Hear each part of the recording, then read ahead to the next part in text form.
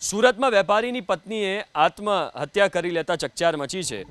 આજે જ લગ્નને 2 મહિના થયા હતા પૂર્ણ। ખ્યાતિ કેજરીવાલ તેમનું નામ છે, જેમણે ગળે ફાંસો ખાઈને જીવન ટૂંકાવી લીધું।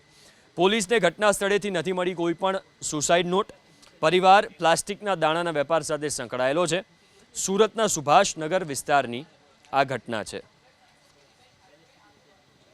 28 વર્ષના લેડીઝે પોતાના ઘરે દુપટ્ટા વડે ગળો ફાંસો ખાઈ અને આત્મહત્યા કરેલ છે। જેના અનુસંધાને ઉમરા પીઆઈ શ્રીએ મરણ જનાર બેનના સસરા અશોક કેજરીવાલની જાહેરાત લઈ અને એમણે જાહેરાતમાં એવું જણાવેલ કે કોઈ અગમ્ય કારણોસર એમની પુત્રવધુ જેમના મેરેજ 2 મહિના પહેલાં જ થયેલા છે, એમણે પોતાના ઘરે દુપટ્ટા વડે પંખા સાથે લટકી અને આત્મહત્યા કરેલ છે। તો યોગ્ય થવા વિનંતી છે।